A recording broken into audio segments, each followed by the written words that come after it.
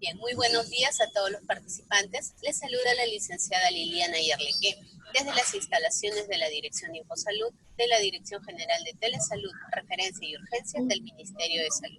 Empezaremos la telecapacitación programada para el día de hoy, martes 2 de julio, con el tema Norma Técnica de Salud, gestión integral y manejo de residuos sólidos en establecimientos de salud, servicios médicos de apoyo y centros de investigación, a cargo del ingeniero magíster Eduardo Jesús Yactayo Infante, de la Oficina de Epidemiología y Salud Ambiental del Hospital Nacional 2 de Mayo. Quisiera recordarles que cualquier pregunta, duda o consulta pueden hacerlas llegar en cualquier momento usando el chat para ser respondidas al final de la presentación. Muchas gracias por su atención, ingeniero Eduardo Jesús Yactayo Infante. Quedamos atentos a su presentación. Muchas gracias. Buenos días a todos los participantes y en nombre del Ministerio de Salud y el Hospital Nacional 2 de Mayo, casa donde trabajo, saludamos a todos los trabajadores de salud. Bueno, la gestión y el manejo de residuos sólidos en establecimientos de salud, servicios médicos de apoyo y centros de investigación, hace menos de un año acaba de sacar una nueva norma técnica. Esta norma técnica pretende cambiar, ponernos más al día en esta nueva época en que estamos, ya que cada vez los servicios de atención de salud están más sofisticados, generan residuos de mayor complejidad y peligrosidad, y es por ese motivo de que con la finalidad de mejorar esta gestión y manejo de residuos sólidos, ¿ya?, es que sale esta norma fundamental para contribuir en la seguridad de la prestación de servicios que se hacen en los diferentes establecimientos de salud, servicios médicos de apoyo y centros de investigación, para prevenir, controlar y minimizar riesgos ocupacionales, sanitarios, ambientales, disminuir el impacto negativo que pueda producir tanto a nuestros pacientes atendidos en los establecimientos de salud, a la salud pública y al medio ambiente. Esta norma técnica se justifica, pues pretende alcanzar los siguientes objetivos. Uno, establecer los lineamientos y procedimientos para una adecuada gestión y manejo de residuos, estandarizar las condiciones de seguridad de los pacientes, el personal de salud, los visitantes que vienen a nuestro establecimiento de salud y que pueden sufrir alguna consecuencia derivada de la exposición a estos residuos peligrosos. Brindar también a todo el personal de salud, ¿ya?, unas alternativas nuevas para minimizar los residuos que se generan en los establecimientos de salud, tanto los residuos no peligrosos como los residuos peligrosos. El ámbito de aplicación de esta norma es a nivel nacional, tanto en los establecimientos públicos como en los establecimientos privados. La base legal, obviamente, está, vamos a decir, está como primera norma el cumplimiento de la Ley General de Salud y sus modificatorias, así como el cumplimiento de normas como las de seguridad y salud en el trabajo, normas que tienen que ver también con la disposición de residuos, rellenos sanitarios y rellenos de seguridad, etc. Respecto a los residuos generados en establecimientos de salud, servicios médicos de apoyo y centros de investigación, son todos aquellos residuos que se generan producto de la atención médica. Estos residuos pueden estar en estado sólido, en estado semisólido, incluso en estado líquido, ya que, por ejemplo, algunos procedimientos, por ejemplo, que llevan a aspirar algunos fluidos, ya generan esos líquidos que van a unos recipientes, estos recipientes se sellan y van a ser dispuestos en tachos de residuos biocontaminados. Luego son trasladados al almacenamiento final para luego ser retirados por una empresa prestadora de manejo de residuos peligrosos. Las etapas del manejo de residuos son las que se muestran. Primero comenzamos con un acondicionamiento, que es en este caso la disposición de ciertos materiales en los puntos de generación de residuos. Luego el personal de salud, previa capacitación, segregará estos residuos de acuerdo a la clasificación establecida. Estos residuos, una vez segregados, producto de los procedimientos médicos, serán retirados, ¿ya? Y se ejecutará el procedimiento, en este caso, de recolección en el almacenamiento primario. Luego serán trasladados al almacenamiento intermedio. Posteriormente, de este punto, serán trasladados por transporte interno al almacenamiento final. Luego, los residuos biocontaminados serán separados en celdas específicas para cada uno de estos residuos biocontaminados especiales y comunes. Los residuos biocontaminados y especiales pueden sufrir tratamiento, dependiendo de las condiciones económicas también del establecimiento de salud.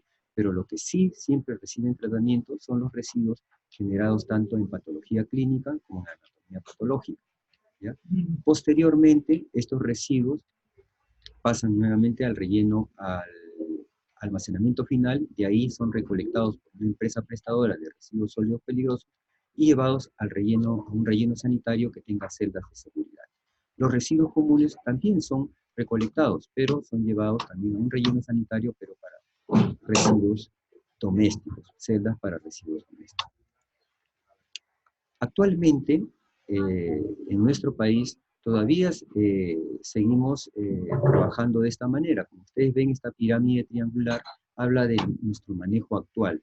Se invierte muy poco en prevención, algo más en minimización, un poco más en tratamiento, luego en recolección adecuada y disposición final adecuada, un poco más, y la mayor parte la tenemos en disposición ilegal, ya que muchos establecimientos de salud, ¿ya? Muchos establecimientos de salud en diferentes partes del país disponen sus residuos no en celdas de seguridad, sino en celdas para residuos domésticos, ya que actualmente no contamos con la cantidad suficiente de rellenos sanitarios que cuenten con celdas para residuos peligrosos, celdas de seguridad, ¿ya? ¿Cómo debería ser nuestra gestión?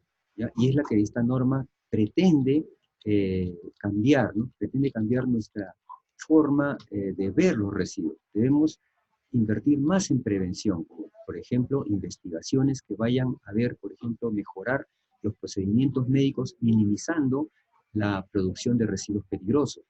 Y luego invertir un poco más en minimización, que tiene que ver, por ejemplo, con la valoración de los residuos, ¿ya? Ahora, esta norma ha introducido una nueva estrategia, que es la minimización de los residuos, pero producto de una valoración. Esta valoración pretende, por ejemplo, introducir el reciclaje en algunos, vamos a decir, residuos que no han tenido contacto ni con residuos con ningún tipo de residuos peligrosos. También introducir la valoración, por ejemplo, desde el punto de vista de recuperar algunos materiales para poder ser reutilizados y así. Luego también tenemos el tratamiento de los residuos, ¿ya? Que también está en esta norma nueva, está dándose una mayor fuerza para que ciertos establecimientos de salud que tengan las condiciones económicas puedan incluir dentro de su plan de manejo de residuos el tratamiento. Finalmente, la disposición final, que debe ser mínima, ¿ya? Si logro yo ejecutar las primeras etapas, una buena prevención, una buena minimización, un tratamiento adecuado, la cantidad de residuos peligrosos que vayan al relleno sanitario y se dispongan en celdas de seguridad va a ser una cantidad muy pequeña. Y eso es bueno tanto para la salud de los establecimientos de salud como para la salud también pública, ya que no contamos con rellenos sanitarios suficientes para disponer residuos peligrosos.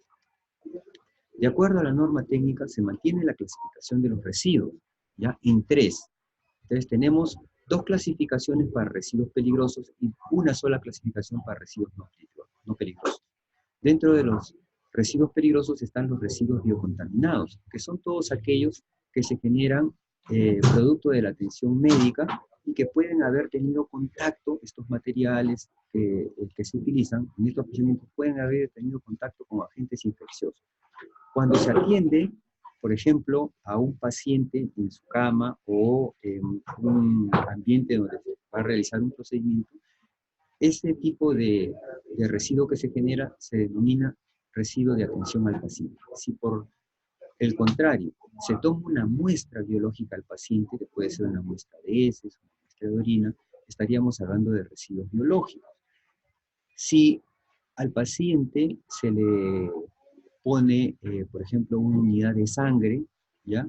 O se le toma una muestra de sangre, estaríamos hablando de residuos, en este caso, residuos eh, biocontaminados de sangre y hemoderivados. Si es que a este paciente se lo atiende en un quirófano, ¿ya?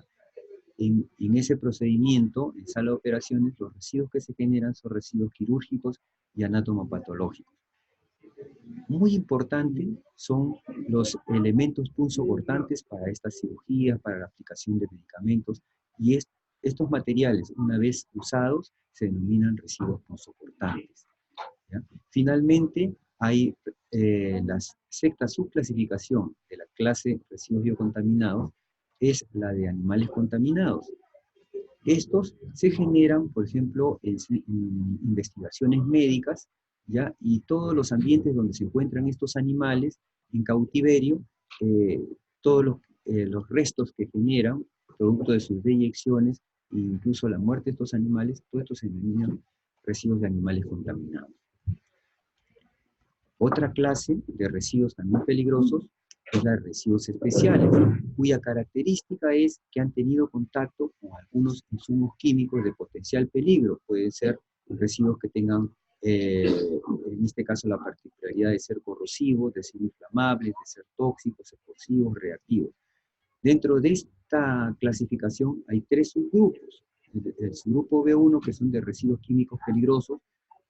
Por ejemplo, en un establecimiento de salud se hacen limpiezas, desinfecciones, ¿ya? Se hacen desinsectaciones, se hacen esterilización de materiales, y en esos procedimientos se utilizan sustancias de estas características de peligrosidad.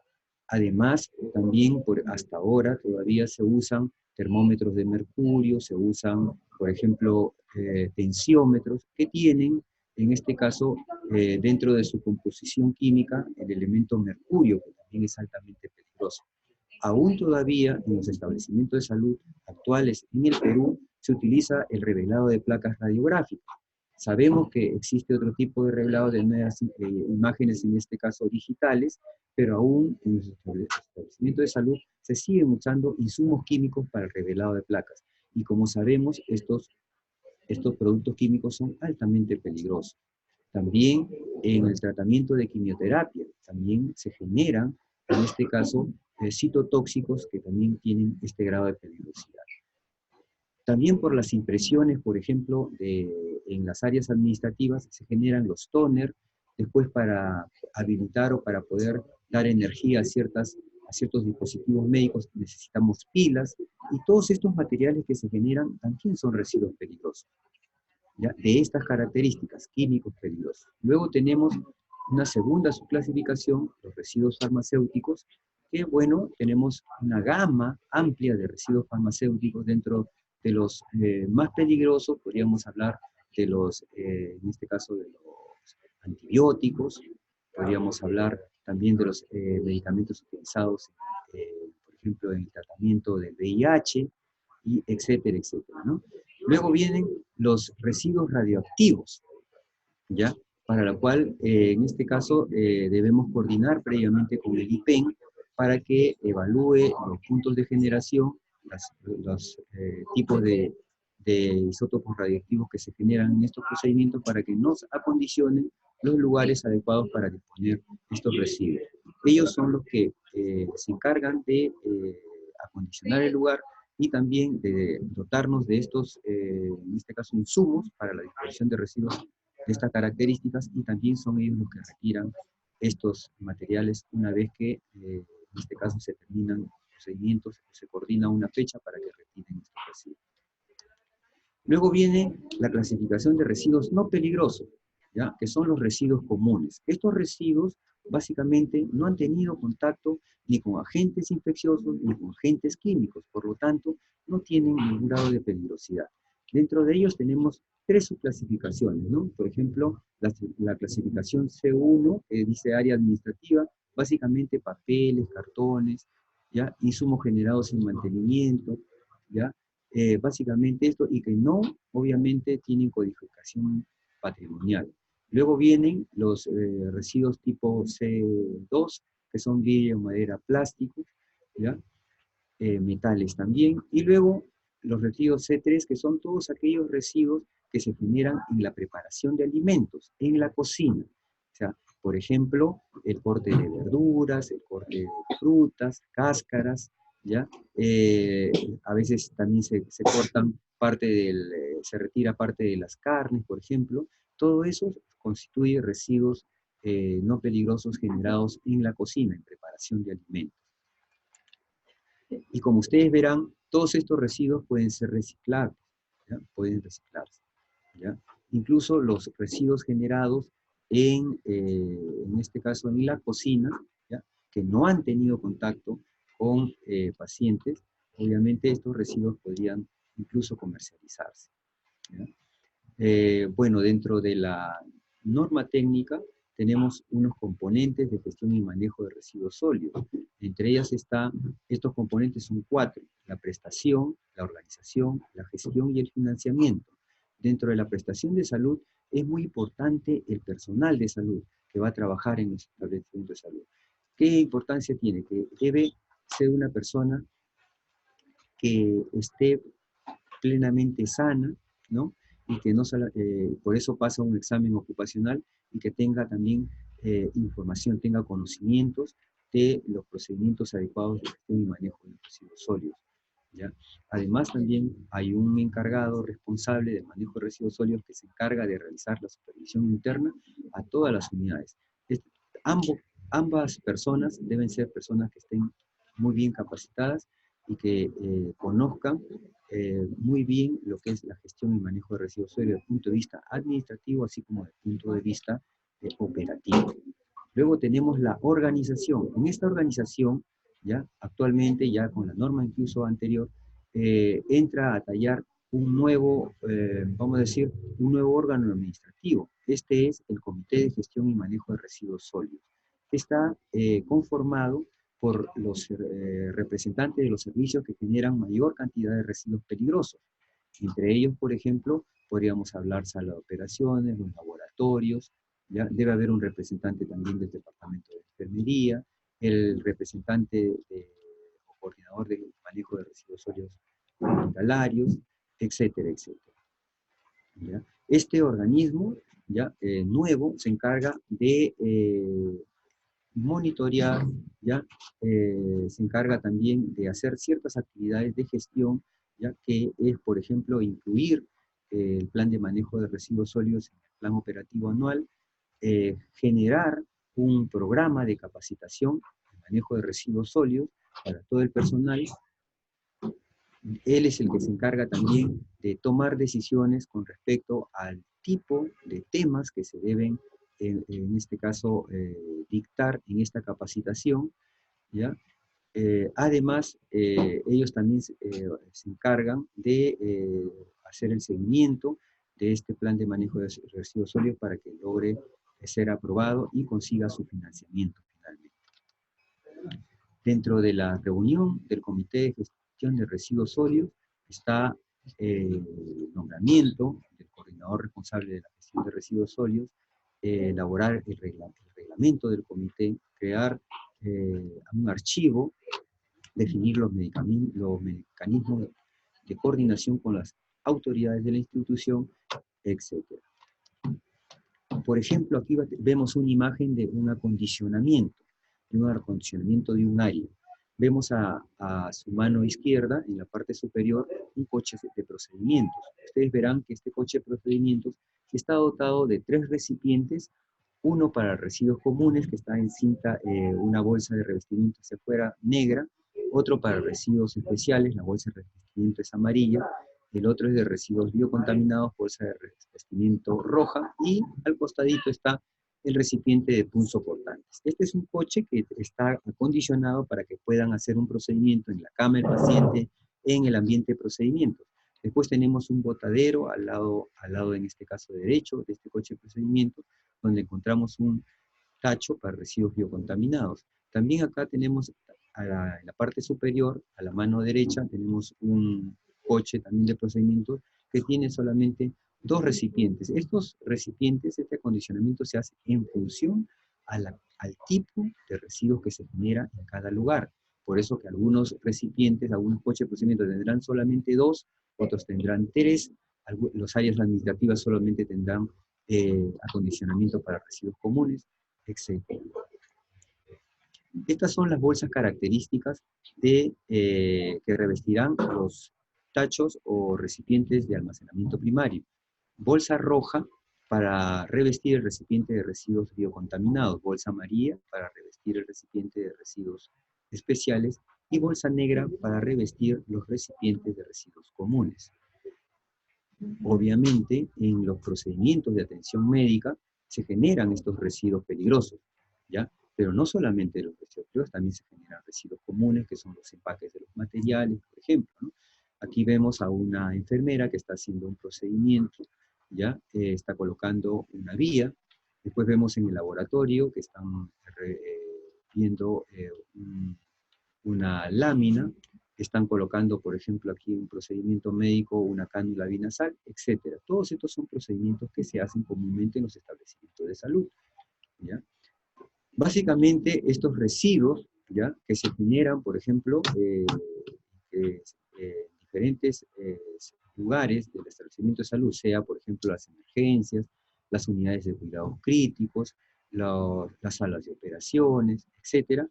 Estos residuos son de mucho cuidado, ¿ya?, y que tenemos que saberlos disponer en los recipientes adecuados. Entonces, hay muchos procedimientos invasivos en los que estos se pueden generar, ¿no? Como lo que estamos mostrando acá, en este caso, los accesos vasculares, las vías respiratorias, la punción lumbar, la tocoracentesis, etcétera, etcétera. Si queremos, uno de los aspectos más importantes, por ejemplo, de la gestión del manejo de residuos sólidos es la segregación, porque en la segregación interviene todo el personal de salud, sea este personal asistencial o personal administrativo, ¿ya? ¿Y en qué consiste? Consiste en separar, de acuerdo a la clasificación establecida, los recipientes, en este caso los residuos que se generan, en los recipientes adecuados. Si yo consigo separar esto de forma adecuada, ya estoy haciendo un gran trabajo, porque voy a minimizar la peligrosidad que estos residuos podrían generar al personal de salud y también al entorno en este punto de generación, ya que si se combinaran mal, o sea, no fueran a sus puntos de generación donde corresponden sus recipientes, entonces podría yo generar una contaminación. Entonces, ¿qué es lo que se requiere para que haya una buena segregación? Primero, un acondicionamiento ideal, adecuado, de acuerdo a los tipos de residuos que se generan. Y segundo, el personal de atención de salud debe estar debidamente sensibilizado y capacitado. ¿Por qué decimos sensibilizado? Porque el personal de salud puede saber mucho de la gestión adecuada y cómo se disponen los residuos en los recipientes. Pero si en el momento que tiene que disponerlos no lo hace de forma adecuada, eso quiere decir que no está sensibilizado, que no le ha dado la importancia de vida de disponer los residuos en el recipiente adecuado, de acuerdo a su clasificación. Otro aspecto que mejora incluso nuestro entorno ambiental, ¿ya?, es la valorización. Esto quiere decir que aquellos residuos que no son peligrosos, nosotros podríamos separarlos, ¿ya? Algunos para poder separarlos, reciclarlos, entregarlos, por ejemplo, a una empresa prestadora vía una comercialización, ¿ya? Otros podríamos separarlos para reutilizarlos en el proceso, ¿ya? Entonces eso ayudaría a que reduzca costos y obviamente a minimizar la producción también de residuos y también a minimizar la cantidad de costos que generan los residuos generados en el establecimiento de salud, ya que no solamente hay un costo de los residuos peligrosos, también hay otro costo para los residuos no peligrosos. Entonces, mientras menos generemos, menos residuos de este tipo vayan al almacenamiento final, es mucho mejor, porque vamos a tener menos gastos. Otra importancia de una buena segregación es que si no lo hacemos adecuadamente, podemos llegar a transmitir enfermedades. Estas pueden ser de forma directa o de forma indirecta. De forma, en este caso, directa, cuando, por ejemplo, un personal de salud manipula mal en este caso, elemento punzocortante y no lo desecha de forma adecuada y se pincha, se hace un corte. Entonces ahí puede haber una transmisión, por ejemplo, de sangre, ¿ya? Si es que tomó una muestra de sangre, ¿ya? Y obviamente, aparte de la lesión, puede contraer una enfermedad. Y indirectamente, cuando se desecha mal y se tiene contacto con los recipientes donde están los residuos peligrosos. Entonces allí puede haber un contagio, ¿no? Y de forma, como este contagio puede ser por inhalación, cuando los residuos se mezclan, estos residuos generan reacciones químicas, estas reacciones químicas generan aerosoles y por inhalación ya tengo una contaminación. Luego contacto con la piel, con estos materiales importantes, contacto con los ojos por salpicaduras al momento de hacer un procedimiento de forma inadecuada y no tengo los lentes de seguridad, entonces esto puede suceder. Y también por ingestión de alimentos en las áreas donde se hacen procedimientos médicos. Eso es muy peligroso. Luego tenemos otros riesgos asociados con los productos químicos farmacéuticos, con los residuos citotóxicos y los provenientes de residuos radioactivos. ¿Quiénes son los que más en este caso el grupo ocupacional que más se afecta en los establecimientos de salud? Los médicos principalmente, las enfermeras, los auxiliares, el personal de mantenimiento, pero también nuestros pacientes, los familiares que a veces no conocen cómo deben disponer los residuos cuando están en un establecimiento de salud. Si quiero hacer una buena segregación de residuos, por ejemplo, residuos biocontaminados, yo debo encontrar en el recipiente, por ejemplo, de bolsa roja para residuos biocontaminados, guantes, bajalenguas, mascarillas, descartables, sondas de aspiración. Nunca se deben desechar en los recipientes de residuos biocontaminados líquidos. Estos líquidos deben ser separados, tratados y luego de su tratamiento ser eliminados a la red pública. Nunca se deben desechar porque esto incrementa el peso de los residuos. Además, estos recipientes de residuos punzocortantes siempre deben estar en los coches de procedimientos, en los baños, en los tópicos y en los ambientes de repostería donde se eliminan residuos de alimentos de pacientes. Los residuos especiales, ¿ya?, que tienen bolsa amarilla, son para disponer específicamente, ¿ya?, recipientes en este caso, de medicamentos que han sido usados, ¿ya? Y estos pueden ser, en este caso, vidrios enteros o de plástico también, todos que hayan tenido contacto con químicos. Luego vienen los residuos punzocortantes. Aquí, en este punto hay que observar, ¿no?, hay condiciones de los establecimientos de salud. Si el establecimiento de salud tiene un recipiente sin dispositivo de separación de aguja, entonces en este recipiente irá la aguja y la jeringa juntas, completa. En cambio, si tiene un recipiente, el rojo que ustedes observan, con dispositivo de separación de aguja, entonces podrá disponer en ese recipiente la aguja, separarla, retirar, esta aguja caerá en el contenedor y la jeringa irá a bolsa roja. Entonces es muy importante tener en cuenta esto. Entonces, en los recipientes punzocortantes van básicamente todos los materiales de vidrio rotos, ¿ya?, aparte de los objetos punzocortantes. Luego vienen los residuos que no tienen peligrosidad, los de bolsa negra. Ahí van básicamente todos los empaques de los materiales. Ahí también van algunos empaques o recipientes que se han utilizado en preparación de alimentos. Básicamente, este recipiente es para materiales que no han tenido contacto con agentes químicos ni con agentes biológicos. Luego viene la etapa de recolección, los residuos que se han generado en los puntos de generación, luego que llegan al 75% de su capacidad, son retirados y transportados por el personal de limpieza, llevados al almacenamiento intermedio y dispuestos ahí en bolsas cerradas. El recipiente que se queda vacío se le dispone una nueva bolsa de revestimiento y se lo pone en su punto, en el lugar donde corresponde, para que continúe la segregación de residuos. Luego viene el almacenamiento intermedio. ¿Qué es el almacenamiento intermedio? Es un ambiente que consta de recipientes donde se van a disponer residuos provenientes de los almacenamientos primarios. Allí se disponen ¿ya? Estos residuos en bolsas cerradas y solo son manipulados estos recipientes por el personal de limpieza encargado del manejo de residuos.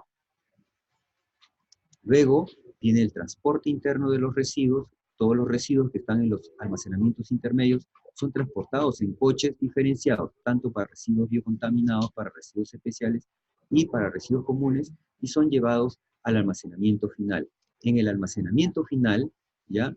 Se dispone de celdas específicas para residuos biocontaminados, para residuos especiales, para residuos punzocortantes.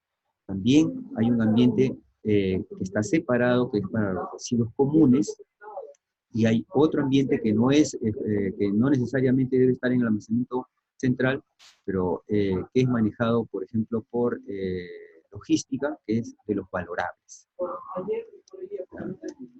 Finalmente, dejo algo que es muy importante, ¿no?, a tener en cuenta. La Organización Mundial de la Salud publicó en el año 2015, en noviembre del año 2015, indicando que los establecimientos de salud ¿ya? No deben superar el 15% de los residuos peligrosos. ¿Ya? Es algo bastante difícil, pero eso es lo que ha puesto la Organización Mundial de la Salud como un estándar, y que la generación de residuos no peligrosos debe ser del 85%. ¿Ya? Entonces, conseguir esto va a ser difícil, pero requiere del trabajo mancomunado de todo el personal de salud, de toda la comunidad del establecimiento de salud, servicio médico de apoyo y centro de investigación. Si todos participamos y mejoramos nuestra segregación, mejoramos cada una de las etapas del manejo, vamos a lograr este objetivo, porque es muy importante y porque si así lo hacemos, vamos a tener hospitales saludables, con entornos saludables, con personal de salud que tenga menos posibilidad y menos riesgos de enfermarse. Finalmente, la recolección externa, se retiran los residuos no peligrosos, ¿ya?, por la Municipalidad de Lima, una empresa prestadora, y los residuos peligrosos por una empresa prestadora de residuos peligrosos. Estos son llevados al relleno sanitario, en este caso establecido, ¿ya?, y finalmente ahí dispuestos en celdas de seguridad. Bueno, espero que esta pequeña presentación haya sido de utilidad y espero las preguntas que me haga el auditorio. Muchas gracias. Muchísimas gracias, ingeniero Eduardo Yactayo Infante, por su excelente exposición y por brindarnos su tiempo para fortalecer las capacidades del personal de salud en todos los niveles de atención. Mientras damos un tiempo a los participantes para que vayan formulando sus preguntas a través del chat, quisiéramos agradecer a las instituciones que se han conectado con nosotros el día de hoy.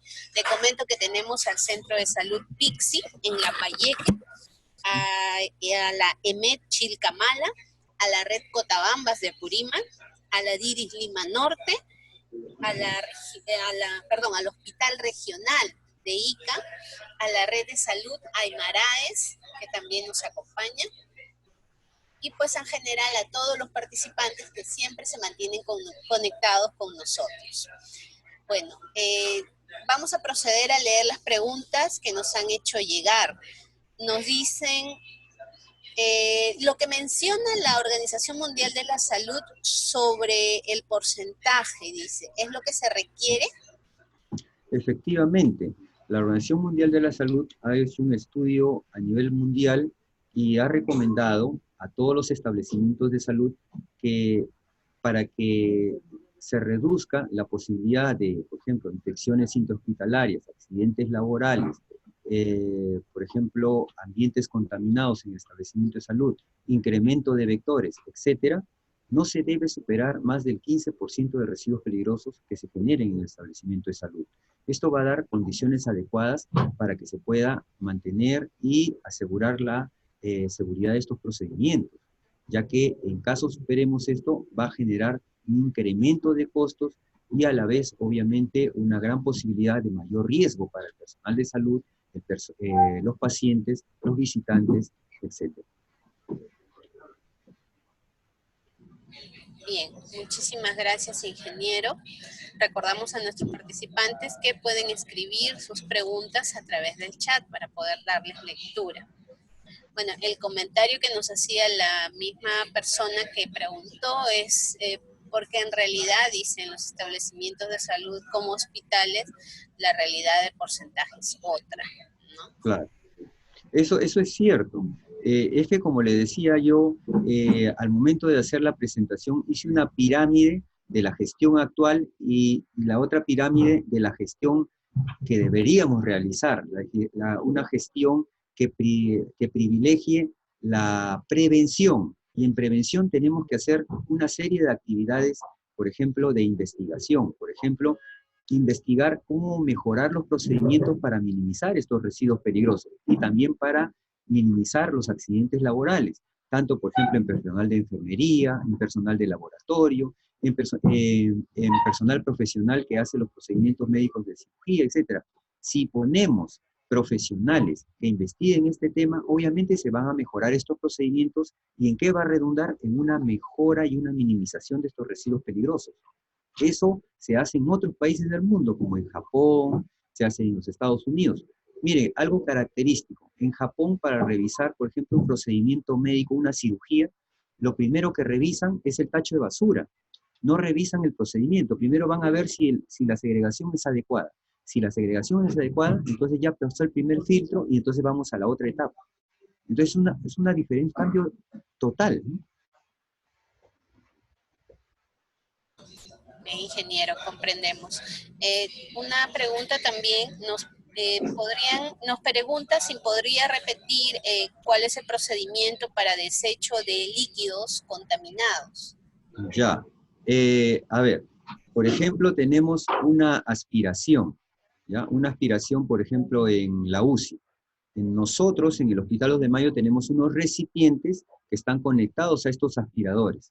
Estos recipientes, obviamente, nosotros los compramos y estos recipientes, una vez que tienen, por ejemplo, alcanzan el 75%, los retiramos, se tapan y así como van tapados, no se tocan y van al recipiente de almacenamiento primario.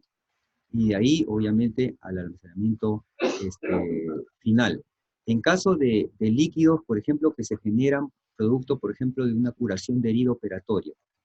Entonces, estos líquidos, la enfermera en los servicios le proporciona al médico que va a hacer el procedimiento una cubeta de metal o de plástico, donde los líquidos, producto del lavado de esta herida, de esta zona operatoria, van ahí. Y los sólidos que utilizan, las gasas, por ejemplo, los apósitos, las jeringas, los frascos de medicamentos, eso va en recipientes para residuos sólidos de acuerdo a su clasificación. Estos líquidos, por ejemplo, que son líquidos que han sido contaminados producto del lavado de herida, pueden ser descontaminados, por ejemplo, con hipoclorito, a una concentración adecuada, y luego de ahí pueden ser eliminados a la red pública. Eso es lo que lo que se debe hacer, ¿ya? Y que muchas veces no se hace. A veces un mal procedimiento, un médico simplemente o que no está debidamente capacitado e informado, de frente agarra el tacho de basura, pide que lo abran y sobre él echa los líquidos, echa sólidos, todo, y no sabe, a veces, muchas veces las personas que manejan desde el punto de vista administrativo, la parte de los residuos no saben que, por ejemplo, al agregar líquidos yo incremento hasta en un 900% el peso de esos residuos. Y eso va a redundar en el gasto económico del establecimiento de salud, con un gran perjuicio para él. Claro, claro que sí, ingeniero. Bien, ingeniero, al parecer no tenemos más preguntas. No sé si quisiera dar algunas recomendaciones finales a los participantes que han estado o que están conectados con nosotros el día de hoy. Bueno, en primer lugar, agradecerles por su disposición, por estar presentes en esta presentación. Espero que no sea la última ni la única y poder hacer otras en otra etapa que ustedes me prefieran llamarme. Y estamos, como le digo, para servirnos. Somos un personal de salud y que es importante tener en cuenta a todo el personal de salud, hacerles saber que de todos los trabajadores del Perú, el personal de salud son las personas que más riesgos laborales y enfermedades ocupacionales tienen, ocupa el primer lugar, ¿ya? No lo ocupa el que está expuesto, por ejemplo, en los socavones, en rellenos, por ejemplo, en áreas mineras. Ellos no ocupan el primer lugar. Quien ocupa el primer lugar es el personal de salud. Y uno de los problemas por el cual está en esa situación es que a veces no se cumplen con los procedimientos, no se respeta el manejo adecuado, la bioseguridad.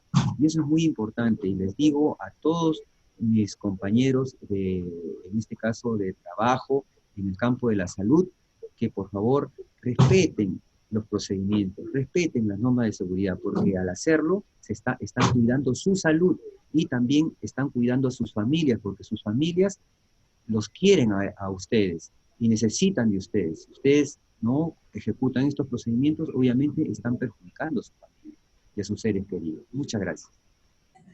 Muchísimas gracias a usted, ingeniero. Realmente ha sido una exposición que nos ha ayudado a comprender la importancia, ¿no?, de esta actividad, y pues esperemos que nuestros participantes la apliquen, colaboren con esta actividad en sus establecimientos de salud. Ingeniero Eduardo Jesús Yactayo Infante, del Hospital Nacional 2 de Mayo, muchísimas gracias y esperamos tenerlo en próximas telecapacitaciones. Muchísimas gracias a usted y a toda la comunidad, en este caso del MINSA. Muchísimas gracias. Y a nuestros participantes, recordarles que esta telecapacitación ustedes la pueden encontrar en nuestro canal de YouTube Telesalud Minsa, esta y todas las telecapacitaciones que realizamos con el Hospital Nacional 2 de Mayo. Muchísimas gracias. Recordarles también que en breve estaremos iniciando nuestra telecapacitación con el Hospital Nacional Docente Madre Niño San Bartolomé, con el tema manejo de la hipertensión pulmonar en neonatos. Estamos dejando en el chat el Zoom o la sala Zoom para que puedan ustedes conectarse. Muchísimas gracias, hasta la próxima.